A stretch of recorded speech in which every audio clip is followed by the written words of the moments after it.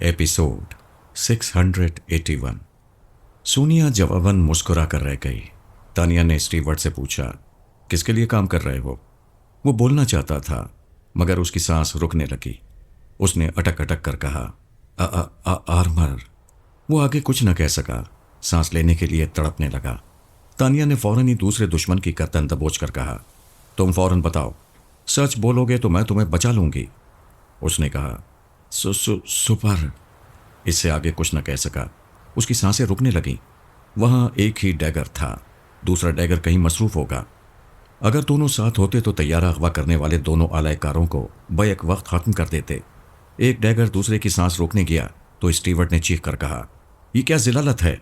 हम जान पर खेलकर अपने मुल्क से गद्दारी करके तुम्हारे लिए जहाज को अगवा कर रहे थे और तुम हमें मार डालना चाहते हो?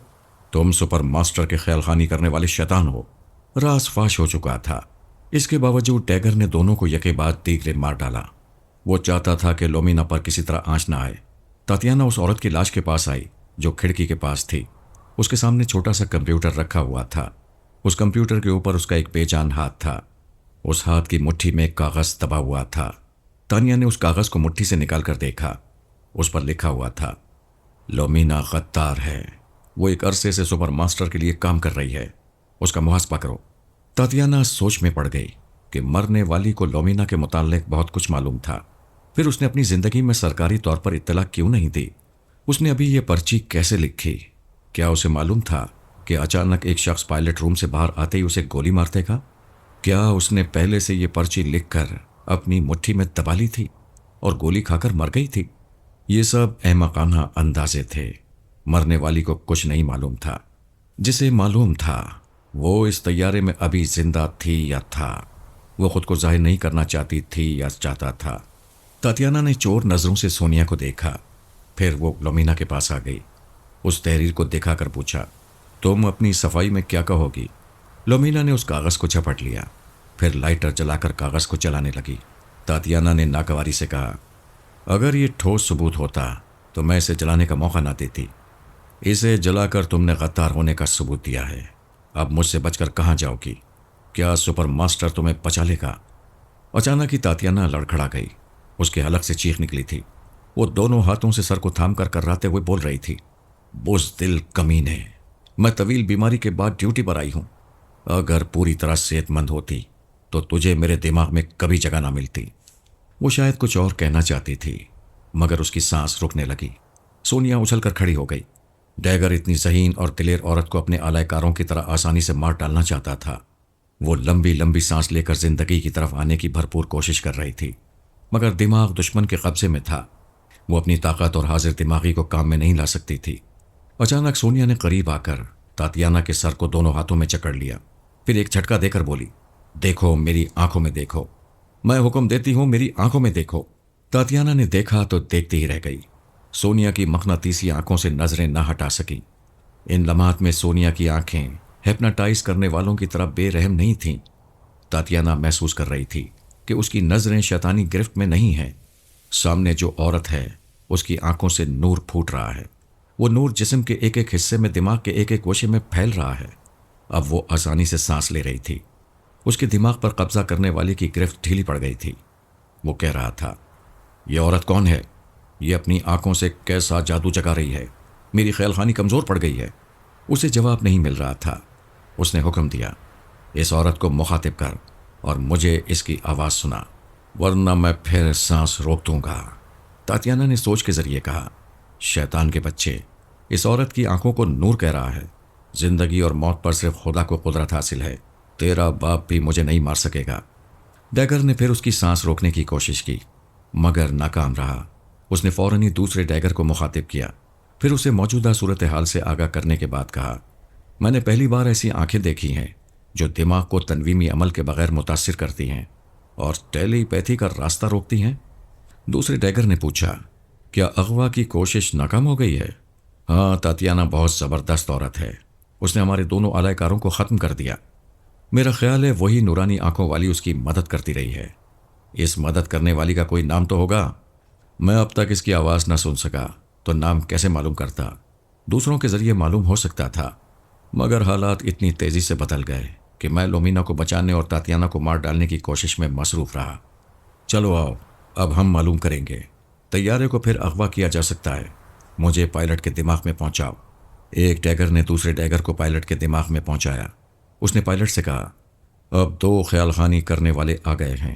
ایک تمہارے دماغ پر قبضہ جما کر طیارے کو اپنی منزل مقصود کی طرف لے جائے گا، دوسرا تاتیانا کو مار ڈالے گا۔ وہ نورانی آنکھوں والی تنہا کیسے بچائے گی؟ پائلٹ نے پوچھا۔ تم کس کی بات کر رہے ہو؟ وہی جسے ماریا کے ساتھ لائے ہو۔ پائلٹ نے مسکرا کر کہا، اس کا نام سن لینا تم لوگوں کے لیے کافی ہوگا۔ وہ سونیا ہے۔ دونوں دماغی طور پر اپنی جگہ حاضر ہو گئے۔ ایک نے کہا، سونیا؟ دوسرے نے کہا، یقین نہیں آتا، وہ اتنی آسانی سے ماسک مین کی قیدی بن کر جا رہی ہے اور ان کی مدد کر رہی ہے، اور چونکہ ان کی مدد کر رہی ہے اس لیے یقین کرنا پڑے گا۔ مگر ہم اپنا مشن چھوڑ کر دماغی طور پر حاضر کیوں ہوئے ہیں؟ احتیاطی تدابیر کے لیے۔ ہمیں شروع سے بار بار تاکید کی گئی ہے کہ جہاں سونیا ہو وہاں سے نہ گزرو، لیکن کامیابی نظر آ رہی ہو تو پائلٹ کے دماغ سے ضرور گزریں گے۔ انہوں نے پھر خیال خانی کی پرواز کی، پائلٹ کے دماغ میں آ گئے، اس پر قبضہ جما کر طیارے کو اغوا کرنا چاہا۔ پتہ چلا کوئی پہلے سے قبضہ جمائے بیٹھا ہے اور اس کے ذریعے طیارے کو ماسکو لے جا رہا ہے۔ وہ سمجھ گئے ماسک مین کا خیال خانی کرنے والا وہاں پہنچ گیا ہے، اور یہ درست تھا۔ پاسکل تھوڑی دیر پہلے آیا تھا۔ صورتحال کی نزاکت سمجھتے ہوئے پائلٹ کو اپنے مکمل کنٹرول میں لے کر طیارے کو اپنی منزل تک لے جا رہا تھا۔ ڈبل ڈیگر سپر ماسٹر کے پاس آئے، اسے ناکامی کی پوری رودات سنائی۔ اس نے سن کر کہا، انہوں نے پہلے جوجو کو اغوا کیا، پھر ماریا کو لے جا رہے ہیں۔ اس سے ظاہر ہوتا ہے وہ پارس کو اہمیت دے رہے ہیں، اس کی کمزوریوں سے کھیلنا چاہتے ہیں۔ سونیا کی وجہ سے بھی پارس ماسک مین کی جھولی میں جائے گا۔ ایک ٹیگر نے کہا، لیکن یہ سونیا سمجھ میں نہیں آ رہی ہے۔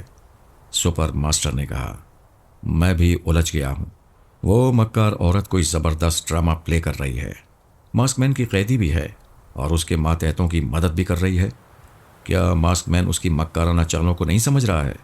کیا اس پر اندھا اعتماد کر رہا ہے؟ اس نے اپنے نائب سے کہا، ہاٹ لائن پر ماسک مین سے بات کراؤ۔ 5 منٹ کے اندر رابطہ قائم ہو گیا۔ سپر ماسٹر نے کہا، میں تمہیں ماریا کو حاصل کرنے کی مبارکباد دیتا ہوں۔ ماسک مین نے کہا، اور میں تمہاری ناکامی پر افسوس کرتا ہوں۔ تمہارے آدمی طیارہ اغوا نہ کر سکے، گرتے ہیں شہ سوار ہی میدان جنگ میں۔ بائی دی وے، یہ سونیا کس طرح کا رول ادا کر رہی ہے؟ اس کا تو جواب سونیا ہی دے سکتی ہے۔ کیا تمہیں اندیشہ نہیں ہے کہ اس نے جوجو تک پہنچنے کے لیے طیارے کے اغوا کو ناکام بنایا؟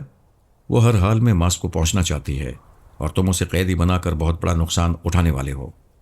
تمہارا شکریہ، مجھے پیش آنے والے نقصان سے آگاہ کر رہے ہو۔ یہ تم میرے ہمدرد کب سے بن گئے ہو؟ میں سمجھ گیا، وہ قیدی بن کر نہیں دوست بن کر تمہارے ملک میں جا رہی ہے، اسی لیے تمہارے آدمیوں کی مدد کر رہی تھی۔ تم جوجو کو اس کے حوالے کرنے والے ہو۔ سونیا کو ہمیشہ دوست بنائے رکھنے کا یہی ایک راستہ رہ گیا ہے۔ خوب سمجھے برادر، کیا اسی لیے رابطہ قائم کیا ہے؟ میں تمہیں سمجھانا چاہتا ہوں، ہماری آپس کی دشمنی سے فرات کی فیملی کو فائدہ نہیں پہنچنا چاہیے۔ ایک طویل عرصے کی جد و جہد کے بعد ہم نے فرات کو اس کی ٹیلی پیتھی کے ساتھ فنا کیا ہے۔ رسونتی کو میں نے اور جوجو کو تم نے قابو میں کیا ہے۔ اب ان کے پاس ٹیلی پیتھی کی کوئی بڑی طاقت نہیں ہے، آرمر نہ ہونے کے برابر ہے۔ تمہارے ہاں جوجو کا دماغی آپریشن ہو رہا ہے، اس میں کامیابی ہوگی، اس کا بچگانہ ذہن ختم ہوگا اور وہ اپنی عمر کے مطابق ذہانت کا مظاہرہ کرے گی، تو ٹیلی پیتھی بھی اس ذہانت سے استعمال کرے گی۔ لہٰذا جوجو کو سونیا کے حوالے نہ کرو۔ اگر تم سمجھتے ہو کہ وہ لڑکی تمہارے کام کی نہیں ہے تو مجھ سے سودا کرو۔ ہم دونوں سپر طاقت کہلاتے ہیں، کسی اور کو یہ طاقت حاصل نہ کرنے دو۔ فرات کی فیملی ذلت اور ناکامیوں کی پستی میں جا رہی ہے، اسے جانے دو۔ تم نے بہت ہی مدلل تقریر کی ہے اور ہمارے باہمی فائدے کی بات سمجھائی ہے، مجھے سمجھ لینا چاہیے، لیکن بزرگوں نے کہا ہے کہ دشمن کی عمدہ نصیحتوں اور معقول مشوروں کے پیچھے بھی دھوکہ چھپا ہوتا ہے۔ اگر دشمن ایسی ہی نیک نیتی سے سیدھی راہ دکھائے تو پھر دشمن کیوں کہلائے؟ معاف کرنا بھائی، کوئی اور بات کرو۔ ماسک مین رابطہ ختم کر کے مسکرانے لگا۔ وہ اس بات پر مسکرا رہا تھا کہ سپر ماسٹر نادیا کو سونیا سمجھ رہا ہے۔ یقیناً تقدیر ماسک مین کی خوش فہمی پر مسکرا رہی ہوگی۔ دوسری طرف سپر ماسٹر نے ڈیگر اینڈ ڈیگر سے کہا، ماسک مین کی گفتگو سے یہ بات سمجھ میں آتی ہے کہ جوجو کا دماغی آپریشن سونیا کی مرضی سے ہو رہا ہے، اور اب وہ مکار عورت جوجو اور پارس سمیت ماسک مین کے لیے کام کرے گی۔ ایک ٹیگر نے کہا، سر ایک سونیا کی وجہ سے ماسک مین بہت مضبوط ہو جائے گا، پھر پارس بھی کچھ کم خطرناک نہیں ہے۔ سپر ماسٹر نے کہا، مایوس نہیں ہونا چاہیے، میری یہ بات نوٹ کر لو کہ ماسک مین سونیا کے ہاتھوں زبردست نقصان اٹھائے گا۔ اس کے پاس ایک ہی خیال خانی کرنے والا وفادار ہے، جو کا پتہ نہیں کیا بنے گا۔ میرے پاس تم دونوں وفادار ہو، 2-4 روز میں رسونتی بھی میری وفادار بن جائے گی۔ ماں کی وجہ سے علی تیمور ہماری طرف جھکنے پر مجبور ہوتا رہے گا۔ ہمارے پاس ٹیلی پیتھی کی قوت زیادہ ہے۔ دوسرے ٹیگر نے کہا، آج میڈونا ہوتی تو ہم اور زیادہ طاقتور ہوتے۔ وہ ایسی لاپتہ ہوئی ہے کہ آج تک اس کا سراغ نہ مل سکا۔ میرا دل نہیں مانتا کہ وہ مر چکی ہے۔ سپر ماسٹر نے کہا، ایسی لڑکی کو مرنا بھی نہیں چاہیے۔ اس نے فراد علی تیمور کو ہلاک کرا کے ایک ناقابل فراموش کارنامہ انجام دیا تھا۔ آخری بار وہ ٹرین میں سفر کر رہی تھی، اس کے بعد ہی لاپتہ ہو گئی۔ سپر ماسٹر خاموش ہو کر میڈونا کو تصور میں دیکھنے لگا۔ اس کی دعا تھی کہ وہ لڑکی زندہ رہے، اور دلی تمنا تھی کہ کہیں سے اس کا سراغ مل جائے۔ وہ کار بہت قیمتی تھی۔ اس کار کو دیکھ کے اس کے مالک کی رئیسانہ شان و شوکت کا پتہ چلتا تھا۔ وہ اسٹیئرنگ سیٹ پر بیٹھا کھڑکی کے باہر میڈونا کے حسن و شباب کو سر سے پاؤں تک دیکھ رہا تھا۔ پھر اس نے مسکرا کر کہا، پاؤں میں چھالے پڑ گئے ہوں اور منزل دور ہو تو میری کار راستہ قریب لے آتی ہے۔ لالو چاچا نے پوچھا، بیٹی کیا خیال ہے، میں اسے باتوں میں لگاؤں؟ جی ہاں، وہ مختصر سا جواب دے کر کار والے کے دماغ میں پہنچ گئی۔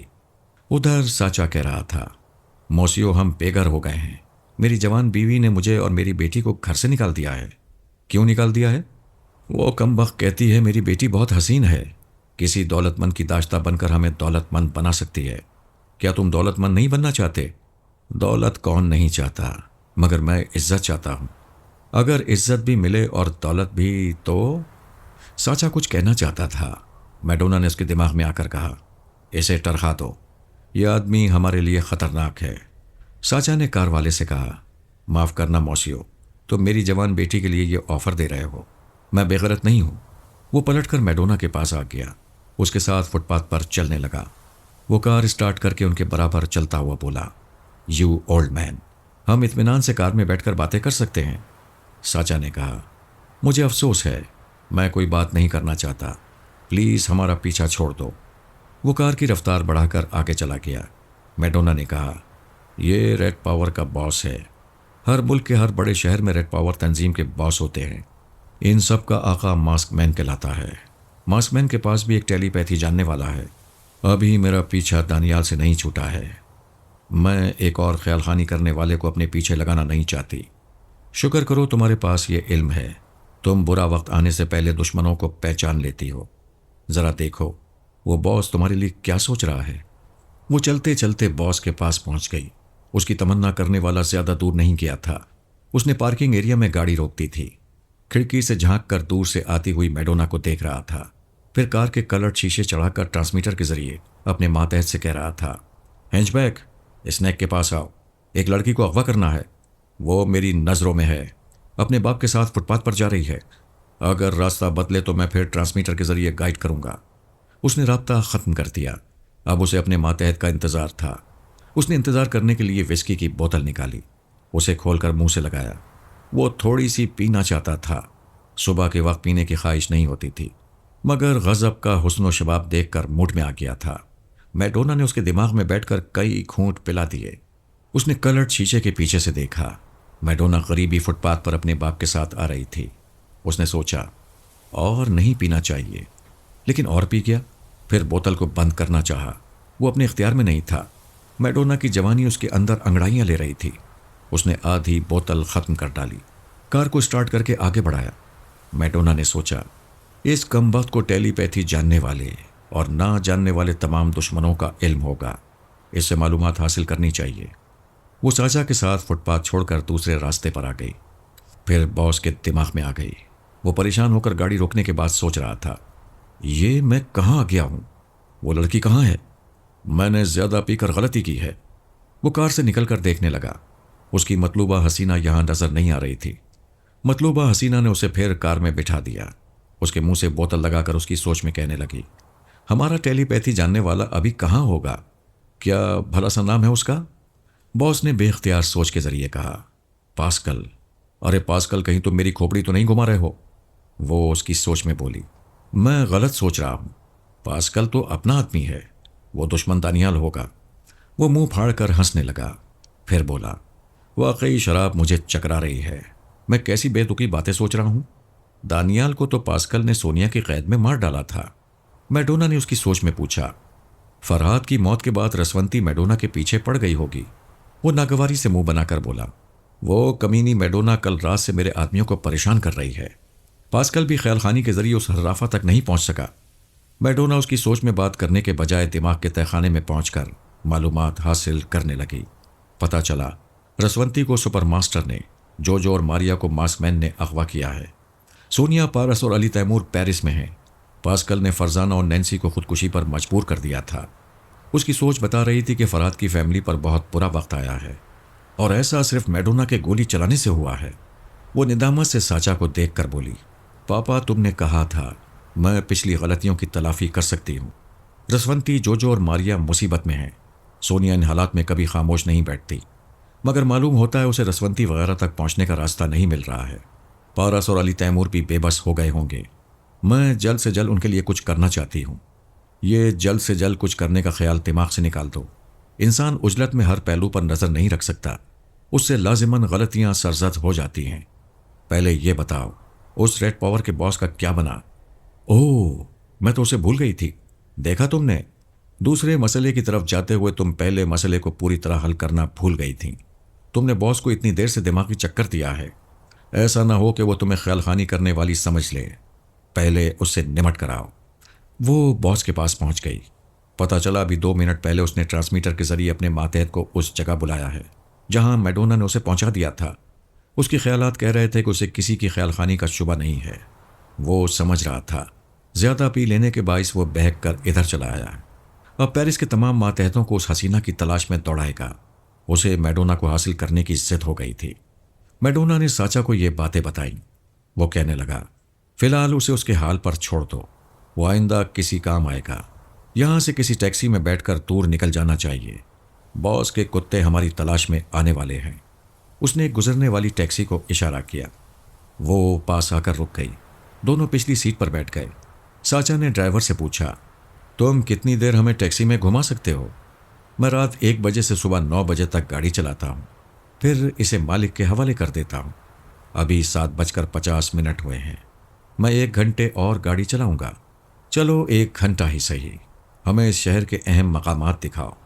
ٹیکسی چل پڑی۔ ڈرائیور سے باتیں کرنے کا مقصد اس کی آواز سننا تھا۔ وہ اس کے خیالات پڑھنے لگی۔ وہ ایک عام سا آدمی تھا، ایک فلیٹ میں تنہا رہتا تھا۔ کبھی شادی کر کے فلیٹ آباد نہیں کرنا چاہتا تھا۔ اسے عورت سے نہیں، صرف تاش کے پتوں سے عشق تھا۔ جو کماتا تھا جوئے میں ہار جاتا تھا، اور کبھی کبھی جیت کر خوش ہو جایا کرتا تھا۔ ساچا نے میڈونا سے معلومات حاصل کرنے کے بعد ڈرائیور سے کہا، ہم اس شہر میں اجنبی ہیں، تم ہماری رہائش کے لیے کوئی مناسب جگہ بتا سکتے ہو؟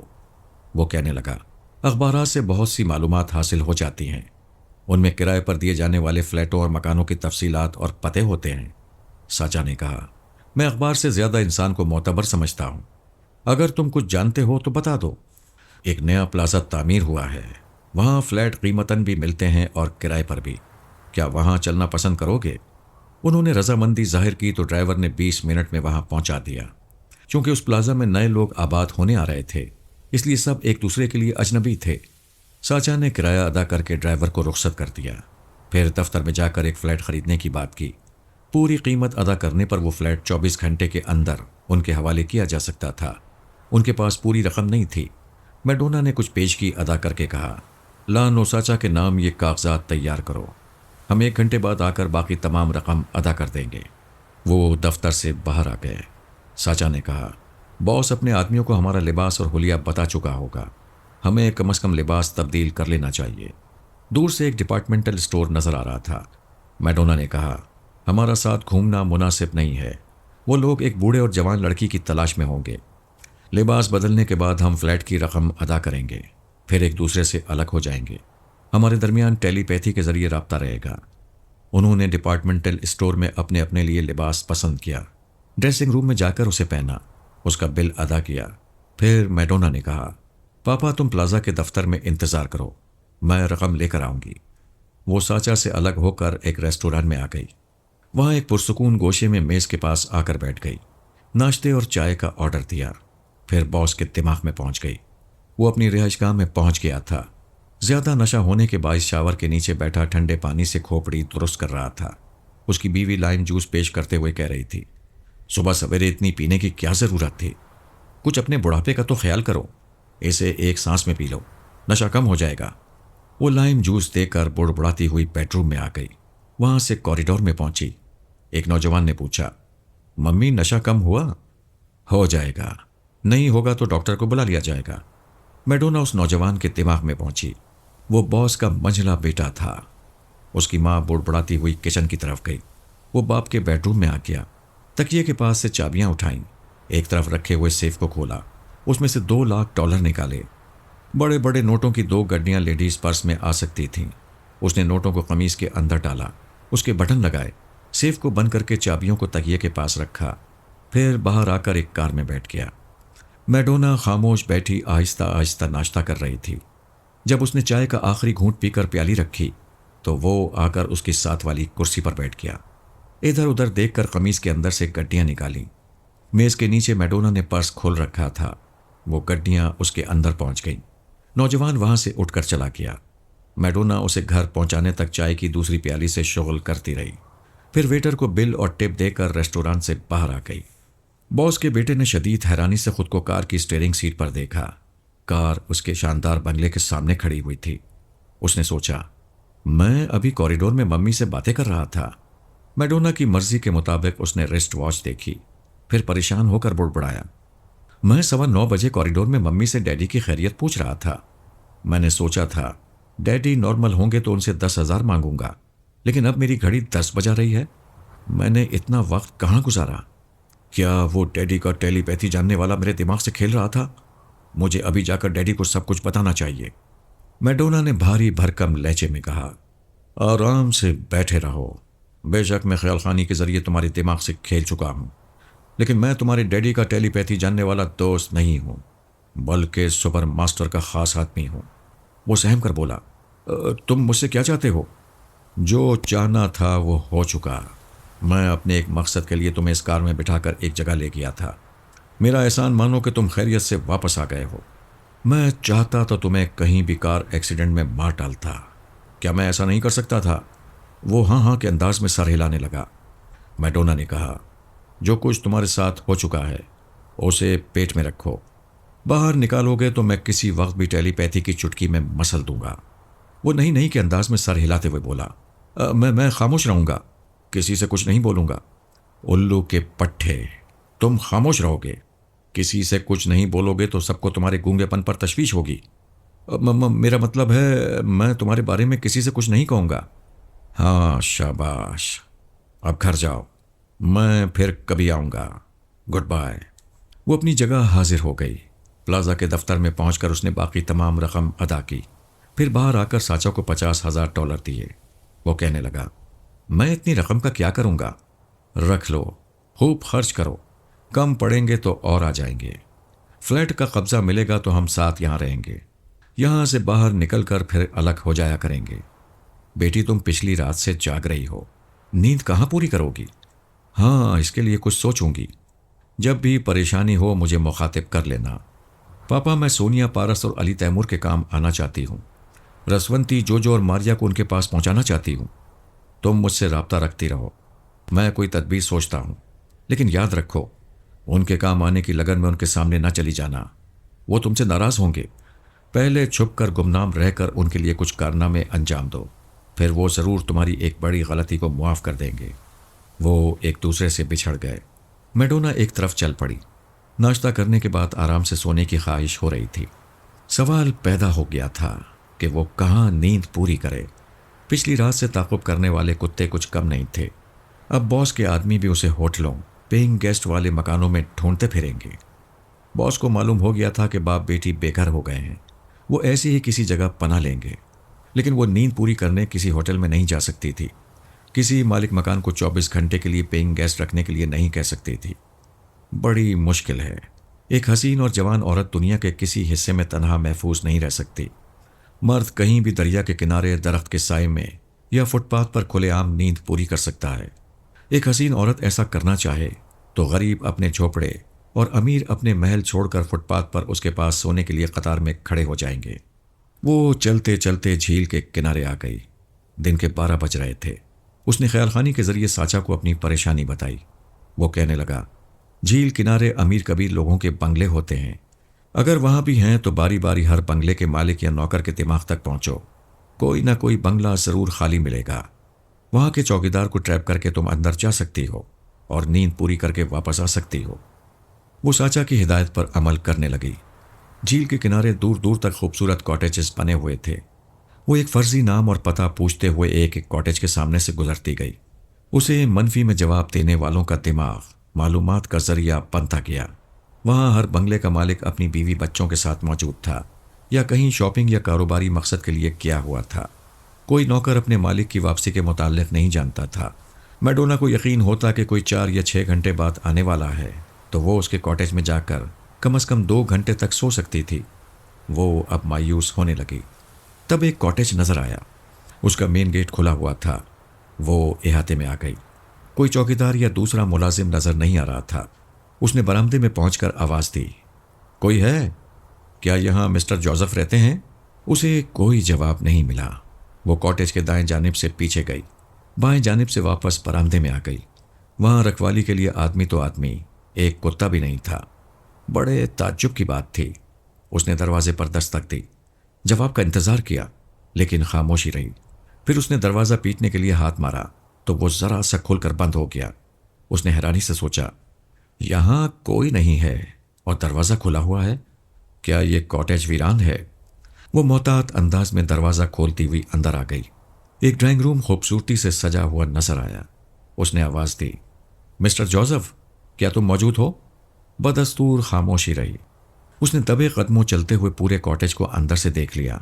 ایسا لگتا تھا کوئی اس کے کمرے کو ضرورت کے مطابق تمام سامان سے سجا کر چلا گیا ہے، اور جانے والا اتنا احمق ہے یا بے پرواہ ہے کہ کسی دروازے کو لاک نہیں کیا۔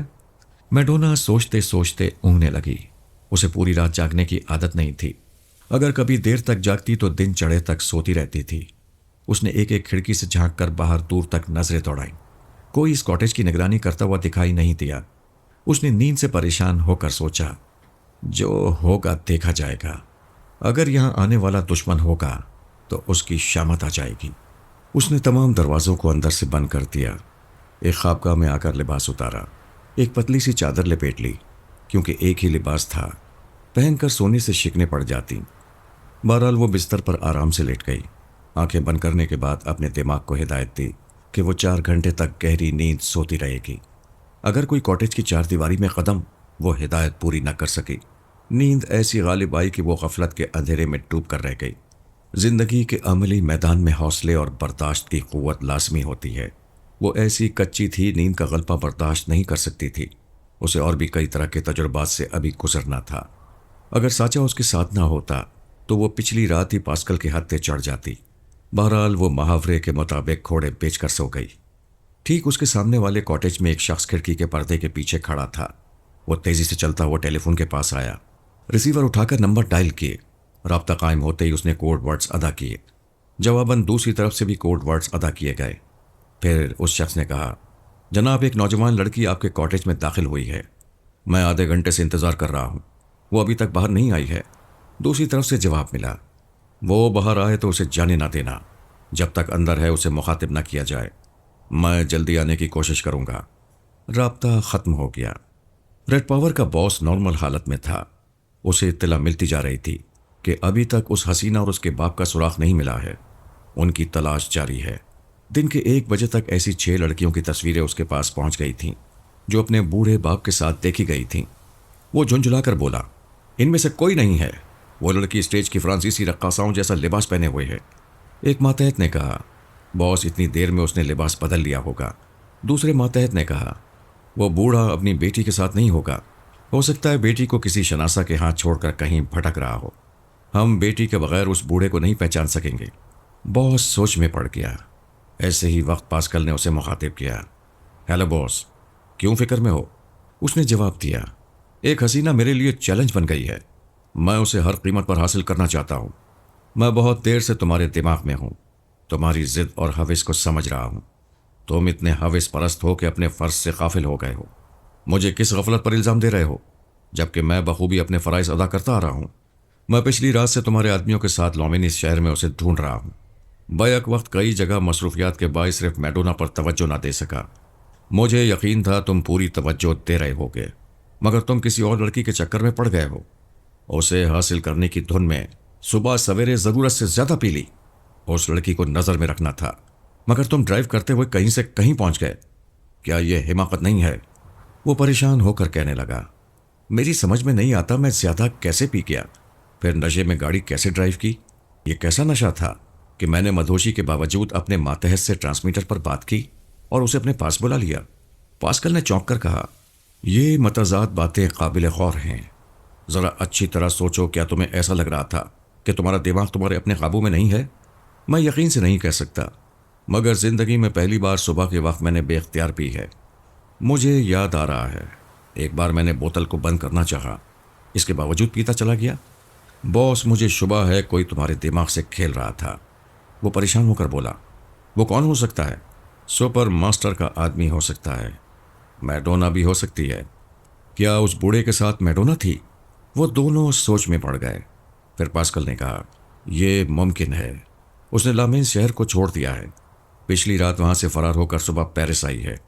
یہ بڑی حد تک ممکن ہے، ہمیں اس پہلو کو نظر انداز نہیں کرنا چاہیے کہ وہ میڈونا ہو سکتی ہے۔ فون کی گھنٹی بجنے لگی۔ باس نے ریسیور اٹھا کر کہا، ہیلو۔ دوسری طرف سے ایک ماتحت نے کہا، ایک لڑکی اپنے بوڑھے باپ کے ساتھ نظر آئی ہے، وہ ایک اسٹور سے کچھ خرید رہی ہے۔ باس نے پاسکل سے پوچھا، کیا تم میرے ماتحت کی بات سن رہے ہو؟ ہاں، ریسیور رکھ دو، میں ابھی لڑکی کی اصلیت معلوم کرتا ہوں۔ وہ ماتحت کے دماغ میں آ گیا، اسے اسٹور کے اندر لڑکی کے قریب لے گیا۔ اس کے ذریعے لڑکی کی آواز سننا چاہتا تھا۔ بوڑھے باپ کی آواز سنائی دی، یہی کافی تھا۔ اس کی سوچ پڑھ کر معلوم ہوا اس کے ساتھ میڈونا نہیں ہے، لیکن وہ مطمئن نہیں ہوا۔ اس نے باپ کے ذریعے بیٹی سے گفتگو کی، اس کے دماغ کو ٹٹولا، پھر باس کے پاس آ کر کہا، وہ میڈونا نہیں ہے۔ وہ جھنجھلا کر بولا، وہ ہر رفع کہاں غائب ہو گئی ہے؟ اس کی روپوشی بتا رہی ہے کہ ٹیلی پیتھی کے ذریعے اسے چھپنے میں آسانی ہو رہی ہے اور ہم ناکام ہوتے جا رہے ہیں۔ جھنجھلاتے کیوں ہو؟ دراصل تمہارے آدمی ناکارہ ہیں۔ دو چار بے حد چالاک اور عیار قسم کے آدمیوں کی خدمات حاصل کرو، میڈونا ضرور ہمارے ہاتھ آئے گی۔ باس نے چٹکی بجا کر پوچھا، پارس کے متعلق کیا خیال ہے؟ وہ قبر میں بھی ہوگی تو وہ اسے ڈھونڈ نکالے گا۔ پاسکل نے کہا، ہاں، اس نے ماسک مین کا وفادار رہنے کا وعدہ کیا ہے، اسے آزمانا چاہیے۔ وہ کتنی وفاداری اور کتنی دیانتداری سے ایک خیال خانی کرنے والی کو ہمارے قدموں میں لائے گا۔ بے شک اسے آزمانا چاہیے، تم اس سے رابطہ قائم کرو۔ اس نے خیال خانی کی پرواز کی۔ پارس اپنی کار ڈرائیو کر رہا تھا اور اپنے دماغ میں کسی کو محسوس کر رہا تھا۔ اس کے یہ چور احساسات پاسکل کی سمجھ میں نہیں آ سکتے تھے۔ صرف وہی نہیں، کوئی بھی خیال خانی کرنے والا اس خوش فہمی میں رہتا تھا کہ وہ پارس کے دماغ میں چھپ کر اس کے خیالات پڑھ رہا ہے۔ تقریباً 1 منٹ کے بعد پاسکل نے ہنستے ہوئے کہا، تم نے دعویٰ کیا تھا اب شراب نہیں پیو گے، تمہارا دماغ حساس ہو جائے گا، پھر تم سانس روک کر ہمیں بھگا دیا کرو گے۔ پارس نے کہا، نشہ چھوڑتے ہی دماغ حساس نہیں ہو جاتا۔ اب میں صبح اٹھ کر دوڑ لگاتا ہوں، ورزش کرتا ہوں، انشاءاللہ جلد ہی تم جیسوں کو دماغ سے بھگا دیا کروں گا۔ تمہاری ناراضی بجا ہے، پچھلی بار میں نے تم سے توہین آمیز گفتگو کی تھی، مجھے اس کا افسوس ہے۔ تم نے وعدہ کیا تھا کہ ماسک مین سے وفاداری کرو گے، میں یقین دلاتا ہوں، تم یقین دلانے کی زحمت نہ کرو۔ میرے پاپا نے کبھی کسی کی غلامی نہیں کی، تم لوگ وفاداری کے نام پر مجھے غلام بنانا چاہتے ہو۔ تمہاری اطلاع کے لیے عرض ہے، میں نشے میں نہیں ہوں، اور جو ہوش و حواس میں ہوتے ہیں وہ کسی کے غلام نہیں بنتے اور نہ کسی کے دباؤ میں آتے ہیں۔ کیا تم میرے دماغ سے جانا پسند کرو گے؟ میں تمہارے دماغ میں زلزلہ پیدا کرنا پسند کروں گا، تمہارے دل میں حسرت نہ رہے، کوشش کر لو۔ یہ کہتے ہی اس نے سانس روک لی۔ پاسکل کو یوں لگا جیسے لات مار کر باہر نکال دیا گیا ہو۔ وہ اس بار غصے سے آیا، ارادہ تھا کہ چند ہی سیکنڈز کے لیے جگہ ملے گی، وہ دماغی اذیتیں پہنچانے کی انتہا کر دے گا، لیکن جگہ نہیں ملی۔ دماغ کے دروازے بند تھے۔ اس نے کئی بار کوشش کی لیکن ناکام رہا۔ اسے حیرانی تھی کہ وہ کتنی دیر سے سانس روکے ہوئے ہے۔ ایک بار پتہ چلا وہ سانس لے رہا ہے، لیکن اس کے پہنچتے ہی اس نے پھر دم ساتھ لیا۔ پاسکل نے باہر آ کر حیرانی سے سوچا، اسے کیسے معلوم ہوا کہ میں آیا ہوں؟ کیا یہ پرائی سوچ کی لہروں کو محسوس کرتا ہے اور مجھے الو بناتا رہتا ہے؟ اس نے باس کے پاس آ کر کہا، وہ سونیا کی طرح مکار ہے، ہمیں الو بنا رہا تھا، وہ مجھے دماغ میں محسوس کر لیتا ہے۔ جب وہ ہم سے مخلص نہیں ہے تو میں یہ راز اسے کیوں بتاتا کہ میڈونا ہاتھ سے نکل گئی ہے اور ہم اسے ڈھونڈتے پھر رہے ہیں؟ ہاں، وہ سونے کی چڑیا ہے، پارس کو اس کی ہوا بھی نہیں لگنی چاہیے۔ پاسکل تھوڑی دیر تک سوچتا رہا۔ ٹیلی پیتھی کا علم حاصل کرنے کے بعد اس نے بڑی بڑی کامیابیاں حاصل کی تھیں۔ صرف رسونتی کے معاملے میں مات کھا گیا تھا، کیونکہ مقابلے میں دوسرا خیال خانی کرنے والا تھا۔ لیکن پارس خیال خانی نہیں جانتا تھا، اس سے مات کھا کر وہ تل ملا رہا تھا۔ اسے کسی طرح ایک بار دماغی جھٹکے پہنچا کر اپنی برتری قائم رکھنا چاہتا تھا۔ اس نے پھر خیال خانی کی پرواز کی، پارس کے دماغ تک پہنچا، لیکن حملہ کرنے سے پہلے ہی باہر نکل آیا۔ پارس نے سانس روک لی تھی۔ پارس اطمینان سے کار ڈرائیو کرتا ہوا اپنے کاٹیج کے قریب آیا۔ کارڈلیس ریسیور اٹھا کر رابطہ قائم کیا، اپنے کوڈ ورڈز ادا کیے۔ دوسری طرف سے کہا گیا، جناب وہ ابھی تک کاٹیج کے اندر ہے، باہر نہیں آئی ہے، کیا آپ کسی کو اندر بھیجنا چاہیں گے؟ نہیں، میں خود جا رہا ہوں۔ اس نے کار کاٹیج کے سامنے روک دی، مین گیٹ کھول کر احاطے کے اندر آیا۔ برآمدے میں پہنچ کر دبے قدموں چلتا ہوا دروازوں اور کھڑکیوں کو دیکھتا گیا۔ پورا کاٹیج اندر سے بند تھا۔ وہ کاٹیج کے چاروں طرف چکر لگانے لگا، پھر چھت پر چڑھ گیا۔ ایک رسے کو آتش دان کی چمنی سے باندھ کر اس کے اندر سے لٹکتا ہوا اپنی خوابگاہ کے آتش دان میں پہنچ گیا۔ وہاں سے سر اٹھا کر دیکھا، ایک کافر حسینہ اس کے بستر پر حسن و شباب کا خزانہ لیے پڑی تھی۔ اس کی آنکھیں اس پر نہ ٹھہر سکیں۔ جو چادر وہ لپیٹے پڑی تھی وہ نیند میں ادھر سے ادھر ہو گئی تھی۔ دل دھڑک دھڑک کر کہہ رہا تھا، اسے دیکھو، اسے بار بار دیکھو، اور شرافت کہتی تھی کہ کسی کی غفلت کو تماشا نہیں بنانا چاہیے۔ وہ آتش دان سے رینگتا ہوا کمرے کے قالین پر آ گیا، پھر اٹھ کر کھڑا ہو گیا۔ سامنے قد آدم آئینے میں وہ بھوت لگ رہا تھا۔ چمنی کی کالک اس کے چہرے اور لباس تک لگی ہوئی تھی، وہ خود کو پہچان نہیں سکتا تھا۔ اس نے دبے قدموں آگے بڑھ کر چادر اٹھائی اور اس پر ڈال دی۔ اسی وقت اس کی آنکھ کھل گئی۔ وہ شاید ڈراؤنا خواب دیکھ رہی تھی۔ سامنے بھوت کو دیکھتے ہی چیخ پڑی۔ پارس نے فوراً ایک ہاتھ اس کے منہ پر رکھا، دوسرے ہاتھ کی انگلی سے خاموش رہنے کا اشارہ کیا۔ وہ سوالیہ نظروں سے دیکھنے لگی۔ پارس نے اشاروں کی زبان میں سمجھایا کہ وہ چوری کرنے آیا ہے، لہٰذا وہ شور نہ مچائے، سیف کی چابی اس کے حوالے کرتے۔ وہ اٹھ کر بیٹھ گئی، پھر ناگواری سے بولی، اچھا تو تم چوری کے ارادے سے آئے ہو، مگر تمہیں مایوسی ہوگی۔ یہ میرا گھر نہیں ہے اور نہ ہی میرے پاس چابیاں ہیں، اگر ہوتی تب بھی میں نہ دیتی۔ میرا فرض ہے کہ میں اس گھر کو نقصان نہ پہنچنے دوں۔ وہ پلنگ کے پاس سے چلتا ہوا الماری کے پاس آ گیا، پھر جیب سے چابیاں نکال کر الماری کھولنے لگا۔ میڈونا نے للکار کر کہا، خبردار، میں تمہیں نقلی چابیوں سے الماری نہیں کھولنے دوں گی، پیچھے ہٹ جاؤ۔ وہ اپنے پرس سے ریوالور نکال کر اسے نشانے پر رکھے ہوئے تھی۔ پارس نے کہا، سچ مچ گولی نہ چلانا، میں اس گھر کا مالک ہوں۔ میڈونا نے اسے سوچتی ہوئی نظروں سے دیکھا۔ اسی لمحے پارس نے پرائی سوچ کی لہروں کو محسوس کیا۔ اس نے سوچا پاسکل پھر آیا ہے۔ وہ سانس روک کر مسکرانے لگا۔ میڈونا نے سمجھایا، شاید وہ سامنے والا اس کی خیال خانی کو سمجھ کر مسکرا رہا ہے۔ وہ سخت لہجے میں بولی، کیوں مسکرا رہے ہو؟ پارس نے پوچھا، کیا تمہیں زندہ دلی پسند نہیں ہے؟ بکواس مت کرو، پہلے تم چوروں کی طرح مجھ سے چابیاں مانگ رہے تھے، پھر مالک مکان بن بیٹھے۔ کیا مالک مکان منہ پر کالک لگا کر آتے ہیں؟ تمہاری مہربانی سے یہ حلیہ بن گیا ہے۔ تم نے تمام دروازوں اور کھڑکیوں کو اندر سے بند کر لیا تھا۔ مجھے چمنی کے راستے آتش دان میں ٹپکنا پڑا، پھر میں نے چور بن کر آزمایا کہ چوری سے یہاں آنے والی چور کا ساتھ دیتی ہے یا نہیں، مگر تم تو اچھی لڑکی ہو، اگر تم مالک ہو تو ایک ہی چابی سے الماری کھول سکو گے، چور کی طرح کئی کئی چابیوں کو نہیں آزماؤ گے۔ اس نے ایک ہی چابی سے الماری کے دونوں پٹ کھول دیے۔ وہ الجھ گئی۔ اس کے مالک مکان ہونے کا کسی حد تک ثبوت مل گیا تھا، لیکن وہ سانس روک کر کیوں مسکرایا تھا؟ کیا اپنے سامنے والی کی خیال خانی کو سمجھ گیا تھا؟ آخر یہ ہے کون؟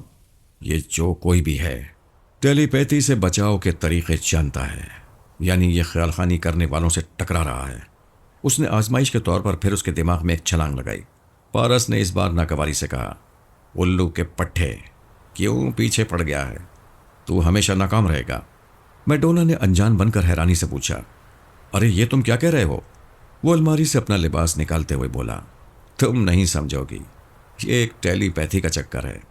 ہاں، میں نے ٹیلی پیتھی کے متعلق پڑھا ہے اور اس کے بارے میں بہت کچھ سنتی رہی ہوں۔ کیا ابھی کوئی تمہارے دماغ میں آیا تھا؟ ہاں، ایک دشمن ہے۔ لیکن تم کون ہو؟ میرے کاٹیج میں آ کر یوں گہری نیند سو رہی تھی جیسے اپنے گھر میں ہو۔ کیا کسی کی اعلی کار ہو؟ کچھ ایسی ہی بات میں تمہارے بارے میں سوچ رہی ہوں۔ کیا تم ان دشمنوں کے لیے کام کر رہے ہو جن سے چھپنے کے لیے میں نے یہاں پناہ لی ہے؟ میں کسی کے لیے کام نہیں کرتا ہوں۔ تو پھر کیا کرتے ہو؟ کچھ نہیں کرتا۔ کچھ نہ کرنا ہماری خاندانی روایت ہے۔ میرے باپ نے اپنی زندگی میں کبھی کوئی کام نہیں کیا، نہ ملازمت کی، نہ کاروبار کیا۔ ساری عمر دشمنوں سے لڑتے لڑتے گزار دی۔ میں بھی یہی کر رہا ہوں۔ نہ کرنا چاہوں تب بھی یہی کرنا پڑتا ہے۔ دشمن خود بخود آتے ہیں۔ ابھی ایک دماغ میں آیا تھا۔ دوسری طرف تم ریوالور تانے چادر میں لیٹی ہوئی ہو۔ اب چادر گرے گی تو نہیں اٹھاؤں گا۔ بکواس مت کرو، اپنا نام بتاؤ۔ مجھے پارس کہتے ہیں۔ وہ ایک دم سے چونک کر اسے غور سے دیکھنے لگی۔ دل دھڑک رہا تھا اور ریوالور والا ہاتھ کانپ رہا تھا۔ وہ کہنے لگا، تم تو یوں دیکھ رہی ہو جیسے مجھے پہچانتی ہو یا میرا نام جانتی ہو۔ میں کیسے یقین کر لوں کہ تم پارس ہو؟ کیا میرے دشمنوں نے سمجھایا ہے کہ یقین ہوتے ہی مجھے گولی مار دو؟ فار گاڈ سیک، مجھے یقین دلاؤ ورنہ گولی چل جائے گی۔ اس نے الماری کے اندر ایک ہاتھ ڈالا۔ وہ للکار کر بولی، وہی چلاکی نہ دکھانا، بڑی آہستگی سے ہاتھ نکالو۔ اس نے حکم کی تعمیل کی۔ الماری کے اندر سے دھیرے دھیرے ہاتھ باہر آیا۔ اس نے ایک بڑی سی تصویر پکڑ رکھی تھی۔ وہ باپ بیٹے کی تصویر تھی۔ میڈونا فرات کی تصویر دیکھتے ہی سکتے کے عالم میں رہ گئی۔ پارس نے تصویر اس کے سامنے اچھال دی۔ وہ بستر پر آ کر گری۔ اس نے کہا، یہ میں اور میرے پاپا فراد علی تیمور ہیں۔ فی الحال میرے پاس یہی ثبوت ہے۔ میں غسل کر کے لباس بدل کر آتا ہوں۔ وہ واش روم میں چلا گیا۔ واش روم سے شاور کی آواز آنے لگی۔ وہ وہاں سے پوچھ رہا تھا، کیا میرے پارس ہونے کا یقین ہو گیا؟ اس نے تھوڑی دیر تک انتظار کیا، پھر پوچھا، تم خاموش کیوں ہو؟ کیا مجھے گولی مارے بغیر چلی گئی ہو؟ اسے جواب نہیں مل رہا تھا۔ اس نے غسل کرنے کے بعد تولیے سے بدن کو خشک کیا، دوسرا لباس پہنا، پھر واش روم سے نکلتے ہوئے بولا، کمال ہے، اپنا تعارف کرائے بغیر چلی گئی۔ وہ کمرے میں آتے ہی ٹھٹک گیا۔ وہ چادر میں لپٹی اسی طرح گمسم بیٹھی ہوئی تھی۔ ہاتھ میں ریوالور بھی تھا۔ پارس پھر نشانے پر کھڑا تھا، مگر ریوالور سے گولی نہیں، اس کی آنکھوں سے آنسو نکل رہے تھے۔ پارس نے تعجب سے پوچھا، تم رو رہی ہو؟ اس کا ضمیر رلا رہا تھا۔ وہ تصور میں دیکھ رہی تھی کہ اپنے ایک اعلی کار کے ذریعے اس نے فراد علی تیمور پر گولی چلائی ہے۔ وہ پہاڑ جسے کوئی زلزلہ نہ گرا سکا، اس کی گولی نے اسے ہمیشہ کے لیے گرا کر نابود کر دیا تھا۔ وقت کی بات ہے، آج فراد کا بیٹا اس کے نشانے پر تھا۔ وہ پلک چھپکتے ہی اسے بھی نابود کر سکتی تھی، مگر اندر پچھتاوے کی آندھی چل رہی تھی۔ آنسوؤں کا سیلاب ٹھاٹے مار رہا تھا۔ اچانک ریوالور گر پڑا۔ وہ بیٹھے بیٹھے سجدے میں گر پڑی، پھر پھوٹ پھوٹ کر رونے لگی۔ وہ فوراً ہی ایک طرف ہٹ گیا۔ سجدہ شکر کا ہو یا پچھتاوے کا، وہ صرف معبود کے لیے ہوتا ہے۔ معاف بندہ نہیں کرتا، خدا کرتا ہے۔ سونیا نے کھڑکی سے دیکھا۔ طیارہ رن وے پر دوڑنے کے بعد اب رک رہا تھا۔ وہ ایئر فورس کا کوئی اڈا تھا۔ کچھ جنگی طیارے اور فوجی وردی میں ملبوس سپاہی آتے جاتے یا کام کرتے دکھائی دے رہے تھے۔ ایک چھوٹی سی عمارت نظر آ رہی تھی جہاں غالباً فوجی دفاتر تھے۔ طیارے کے رکنے کے بعد 3 گاڑیاں قریب آ کر رک گئی تھیں۔ وہ حفاظتی بند کھول کر ماریا کے ساتھ اٹھ گئیں۔ تاتیانا اس سے پہلے ہی اٹھ کر دروازے کے پاس چلی گئی تھی۔ اس نے پلٹ کر سونیا کو دیکھنا تک گوارا نہیں کیا تھا۔ تاتیانا کی جگہ کوئی اور ہوتی تو سونیا کے قدموں میں گر جاتی۔ میں نے اسے خیال خانی کرنے والے دشمن سے بچایا تھا۔ اس سے پہلے ٹیگر اپنے دوسرے دشمنوں کی سانسیں روک روک کر انہیں مار چکا تھا۔ ایسے وقت شاید کوئی دوسرا ٹیلی پیتھی جاننے والا ہی مرنے والے کو بچا سکتا تھا، جبکہ سونیا یہ علم نہیں جانتی تھی۔ تاتیانا کی سانسیں جواب دے رہی تھیں، وہ مرنے ہی والی تھی۔ ایسے میں سونیا نہ ہوتی تو طیارے سے لے جائی جانے والی لاشوں کے ساتھ تاتیانا کی بھی لاش جاتی۔ تاتیانا نے جیسے پھر سے جنم لیا تھا۔ اس نے نئی زندگی کی سانسیں لیتے ہوئے ایک لمحے کے لیے سونیا کو احسان مندی سے دیکھا تھا، رسمی طور پر شکریہ ادا کیا تھا، پھر اپنی جگہ بیٹھ کر گہری ٹٹولتی ہوئی نظروں سے سونیا کو دیکھنے لگی تھی۔ اس کا دماغ چیخ چیخ کر کہہ رہا تھا، یہ نادیہ نہیں ہو سکتی۔ ہمارے اعلیٰ حکام نادیہ کو سونیا کے روپ میں یہاں لا کر بہت بڑی غلطی کر رہے ہیں۔ سونیا سے کچھ بعید نہیں ہے۔ اس نے نادیہ کو سونیا کا روپ اختیار کرنے سے پہلے ہی ختم کر دیا ہوگا اور اس کی جگہ خود آ گئی ہوگی۔ ماسمین کے ساتھ خیال خانی کرنے والا پاسکل بھی دھوکہ کھا رہا ہے۔ وہ اسے سونیا کے میک اپ میں نادیہ سمجھ رہا ہے۔ تاتیانا کے دماغ میں سوال پیدا ہوا، کیا خیال خانی کرنے والا کوئی کسی کے چور خیالات پڑھ کر بھی دھوکہ کھا سکتا ہے؟ تاتیانا نے سوچا، یہ ممکن ہے۔ جو عورت مجھ سے آنکھیں ملا کر میرے دماغ پر قبضہ جمانے والے دشمن کو بھگا سکتی ہے، وہ اپنے اندر آنے والے دشمن کو بھی بھٹکا سکتی ہے۔ یہ سونیا ہے۔ اگر نہیں ہے تو نادیہ بھی نہیں ہے۔ کوئی بہت ہی خطرناک عورت اور چال باز بھی ہے۔ اس نے 2 بار میری جان بچائی ہے، میرا دل جیت رہی ہے، لیکن میں اپنی سلامتی سے خوش ہو کر ایک دشمن عورت کو اپنے ملک میں منمانی نہیں کرنے دوں گی۔ ہمارے ماسمین کو دھوکہ دینے والی ہماری دوست نہیں ہو سکتی۔ میں اسے جلد ہی بے نقاب کر دوں گی۔ وہ سب طیارے سے باہر آ گئے۔ سونیا کا خیال تھا کہ کار اس کے اور ماریا کے لیے آئی ہے، لیکن تاتیانا اس میں بیٹھ کر چلی گئی۔ ایک فوجی افسر نے لومینا کو ہتھکڑی پہنا کر ایک بند گاڑی میں بٹھا دیا۔ چند سپاہی اسے لے گئے۔ سونیا اور ماریا تیسری گاڑی میں بیٹھ گئیں۔ ان کے ساتھ مریم تھی، جو ان کے ترجمے کے لیے فرائض انجام دے رہی تھی۔ اس کے علاوہ وہ چند مسلح سپاہی تھے جو ان کی نگرانی کے لیے متعین کیے گئے تھے۔ ماریا دور دور تک دیکھ رہی تھی۔ جب گاڑی چل پڑی تو مایوس ہو کر کہنے لگی، پارس نہیں آیا، میں اس سے بات نہیں کروں گی۔ میں نے تمہیں سمجھایا ہے، ذرا صبر کرو، وہ کہیں مصروف ہوگا، فرصت ملتے ہی تمہارے پاس آ جائے گا۔ ان کی گاڑیاں ماسکو کے مختلف علاقوں سے گزر رہی تھیں۔ مریم انہی علاقوں، سڑکوں اور عمارتوں کے نام بتا رہی تھی۔ کرملن کی ایک کشادہ سڑک سے گزرتے ہوئے سونیا دور دور تک دیکھتے ہوئے سوچنے لگی، اسی علاقے کی کسی عمارت کے تہخانے میں جو کو چھپا کر رکھا گیا ہوگا۔ جلد سے جلد اس عمارت کا سراغ لگانے کا کوئی راستہ ڈھونڈنا ضروری ہے۔ اس نے مریم سے پوچھا، کیا لنچ کے بعد شہر کی سیر کراؤ گی؟ مریم نے کہا، میں ایک اعلیٰ افسر سے درخواست کروں گی، درخواست منظور ہوگی تو ضرور سیر کراؤں گی۔ کیا یہاں شاپنگ کرنے یا تفریح کے لیے بھی اجازت لینی پڑتی ہے؟ جی ہاں، یہاں کے شہری اپنے ساتھ شناختی کاغذات رکھتے ہیں، جس پر شبہ ہوتا ہے اس کے کاغذات چیک کیے جاتے ہیں۔ باہر سے آنے والوں کے لیے قدم قدم پر پابندیاں عائد کی جاتی ہیں۔ جس مسافر کے لیے جو ہوٹل مقرر کر دیا جاتا ہے، اس کے علاوہ وہ کسی ہوٹل میں اپنی مرضی سے قدم نہیں رکھ سکتا۔ اپنے ہوٹل سے نکلتے وقت محاسبے کے رجسٹر پر اسے لکھنا پڑتا ہے کہ وہ کس وقت ہوٹل سے جا رہا ہے، کہاں جا رہا ہے اور کب تک واپس آئے گا۔ اگر وہ وقت مقررہ پر واپس نہ آئے تو پولیس والے اسے پکڑ کر لے آتے ہیں، اسے ملک سے باہر نکل جانے کا حکم دیتے ہیں، پھر ہر حال میں حکم کی تعمیل کرنی پڑتی ہے۔ سونیا سوچنے لگی، یہاں آسانی سے دال نہیں گلے گی۔ یہ جنوبی ایشیا، یورپ یا امریکہ نہیں ہے کہ جس کی جہاں مرضی ہوتی ہے دن رات کے کسی حصے میں بھی تفریح کرتا پھرتا ہے۔ روس کے ہر شہر، ہر قصبے سونے جاگنے، کام کرنے اور تفریح کرنے کا وقت مقرر ہوتا ہے۔ جو لوگ رات کو چیک کیے جاتے ہیں انہیں ثابت کرنا پڑتا ہے کہ وہ نائٹ ڈیوٹی سے یا کسی تقریب سے یا تھیٹر سے آ رہے ہیں۔ ایسی صورت میں وہ نگرانی کرنے والوں کو دھوکہ دے کر جو کو تلاش نہیں کر سکتی تھی۔ وہ جہاں جاتی، جس راستے یا گلی سے گزرتی، وہاں پولیس والے اس کا محاسبہ کرنے کے لیے موجود ہوتے۔ یہی کیا کم تھا کہ تاتیانا اس پر شبہ کر رہی تھی۔ ایسے میں اپنی رہائش گاہ سے چھپ کر نکلنا تقریباً ناممکن تھا۔ انہیں ایسے علاقے کے ایک بنگلے میں پہنچایا گیا جہاں نہ بس آتی تھی نہ کوئی ٹیکسی وغیرہ۔ بنگلے کے احاطے میں صرف ایک سرکاری گاڑی تھی جس کے ذریعے شہر تک جا کر واپس آیا جا سکتا تھا، یعنی سرکاری اجازت کے بغیر آمد و رفت کا بھی کوئی ذریعہ نہیں تھا۔ سونیا نے بنگلے کے اندر ہر حصے میں جا کر دیکھا۔ برآمدے، کوریڈور، ڈرائنگ روم اور دوسرے کمروں میں طاقتور مائک لگے ہوئے تھے جن کے ذریعے اس کی اور ماریا کی باتیں کہیں دوسری طرف سنی جا سکتی تھیں۔ سونیا ایک ایزی چیئر پر بیٹھ گئی۔ ماریا نے کہا، آپ صبر کرنے کو کہتی ہیں، میں پوچھتی ہوں آخر صبر کی انتہا کیا ہے؟ سونیا نے مریم سے کہا، پلیز فون کے ذریعے معلوم کرو اس کا پارس کہاں ہے۔ ماریا ٹیلی فون کی طرف جا رہی تھی۔ اسی وقت گھنٹی بجنے لگی۔ اس نے ریسیور اٹھا کر کہا، ہیلو، پھر دوسری طرف کی بات سن کر کہنے لگی، مس ماریا تمہارا فون ہے۔ وہ غصے سے کہنے لگی، میں کسی سے بات نہیں کروں گی۔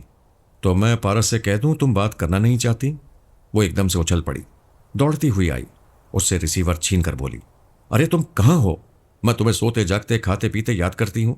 تمہارے لیے میں نے لندن چھوڑا، تمہیں تلاش کرتے ہوئے تنظیم والے ملک گئی، وہاں سے پیرس آئی اور اب ماسکو پہنچی ہوں۔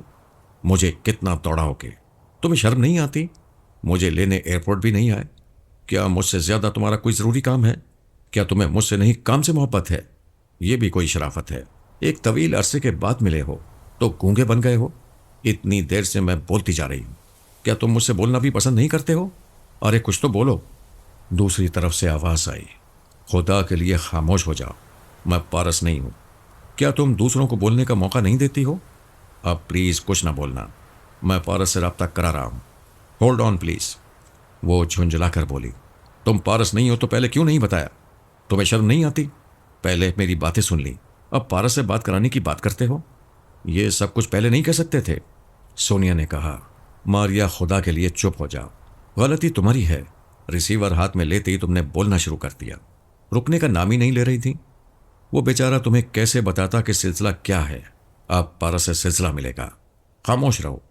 دوسری طرف سے پارس کی آواز سنائی تھی، وہ یقیناً ڈمی پارس تھا۔ ماریا کو وہاں خوش رکھنے کے لیے ایک ڈمی پیش کی جاتی تھی۔ وہ کہہ رہا تھا، ماریا مجھے افسوس ہے، میں کام کی زیادتی کے باعث ایئرپورٹ نہ آ سکا۔ وہ بہت خوش تھی، خوشی میں نہ جانے کیا کیا بولے جا رہی تھی۔ پارس میں خیریت سے ہوں، تمہارے پیچھے نہ جانے کہاں کہاں کی ٹھوکریں کھا رہی ہوں، میں تنہائی میں بھی تمہیں یاد کر کے روتی ہوں۔ اب بھی تم میرے پاس نہیں آؤ گے نا تو میں رونا شروع کر دوں گی۔ میں اچھی طرح جانتی ہوں، جب محبت کرنے والی روتی ہے تو محبت کرنے والا موم کی طرح پگھلنے لگتا ہے۔ میں نے ایک کتاب میں پڑھا تھا کہ محبت آنسوؤں سے شروع ہوتی ہے اور آنسوؤں میں ختم ہو جاتی ہے۔ سونیا دونوں کانوں میں انگلیاں ٹھونس کر دوسرے کمرے میں آ گئی، وہاں ایک صوفے پر آرام سے بیٹھ گئی۔ اسی وقت آرمر نے آ کر کوڈ ورڈز ادا کیے، پھر کہا، تاتیانا آپ لوگوں سے الگ ہو کر ملٹری انٹیلیجنس کے دفتر گئی تھی۔ وہاں اس نے ایک لمبی رپورٹ ٹائپ کی، طیارے کو اغوا کرنے کے سلسلے میں جو واقعات پیش آئے تھے انہیں تفصیل سے بیان کیا۔ ماسک مین کا خیال خانی کرنے والا لومینا کے دماغ میں جا کر اسے مجبور کر رہا ہے کہ وہ دشمنوں کے تنویمی عمل کے اثر رہ کر کوئی بات نہ چھپائے، ورنہ اسے اعصابی کمزوری کا انجیکشن دے دیا جائے گا، پھر اس کے کمزور دماغ سے سب کچھ معلوم کر لیا جائے گا۔ لومینا ملک سے غداری کا اعتراف کر رہی ہے۔ سونیا نے پوچھا، کیا تاتیانا نے میرے متعلق کوئی رپورٹ لکھی ہے؟ جی ہاں، اسے شبہ ہے کہ آپ سونیا ہیں یا پھر کوئی خطرناک عورت۔ وہ آپ کو بے نقاب کرنے کے لیے اعلیٰ افسران سے اجازت طلب کر رہی ہے۔ کیا اس نے مجھے بے نقاب کرنے کا کوئی منصوبہ بنایا ہے؟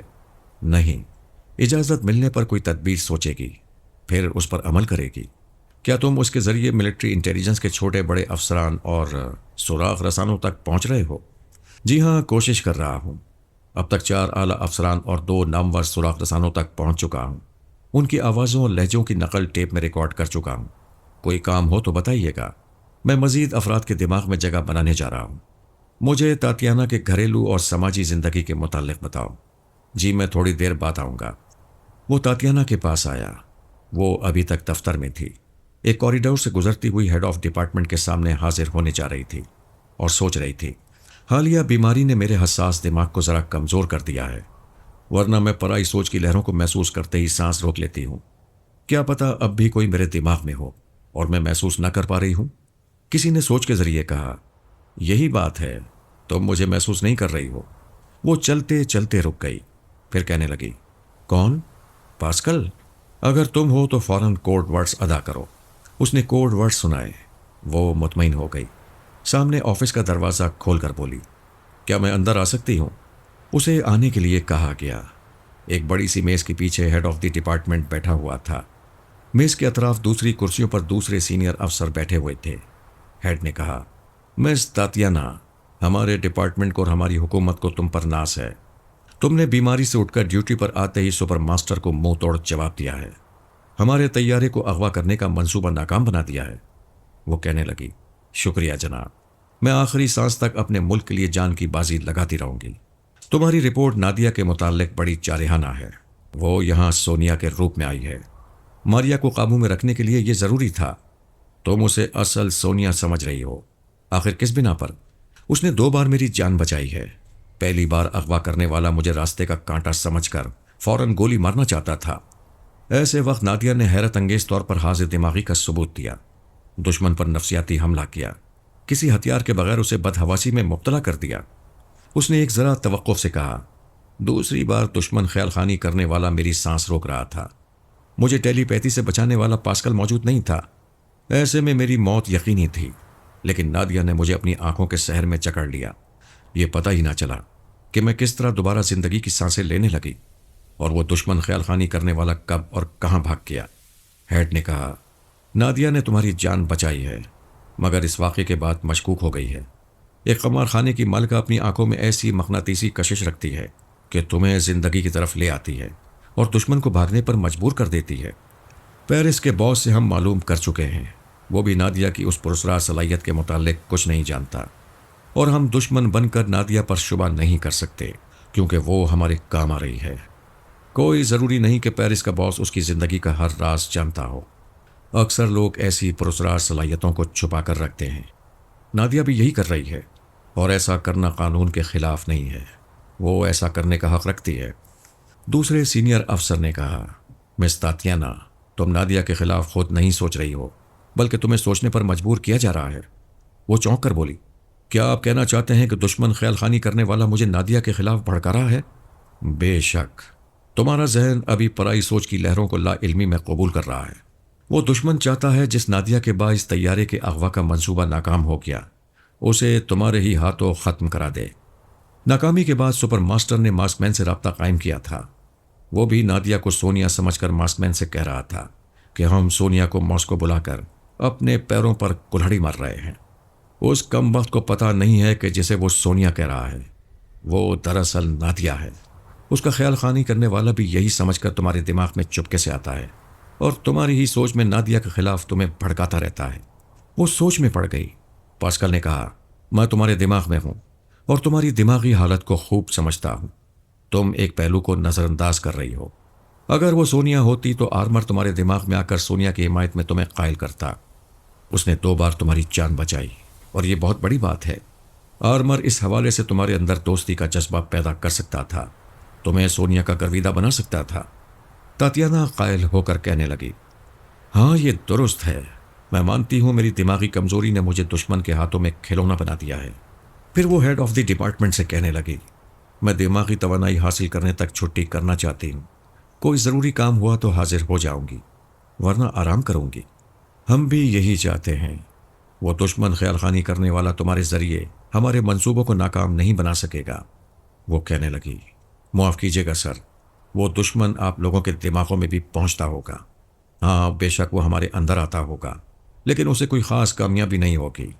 چند اہم منصوبوں کا علم ہمیں بھی نہیں ہے، اور جسے ہے وہاں تک وہ دشمن نہیں پہنچ سکے گا۔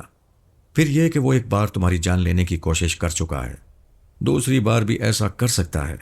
تم ہمارے ملک کا قیمتی سرمایہ ہو، ہم چاہتے ہیں تم جلد سے جلد دماغی توانائی حاصل کرو، اور جب تک یہ حاصل نہ ہو تم نادیہ کے قریب رہو۔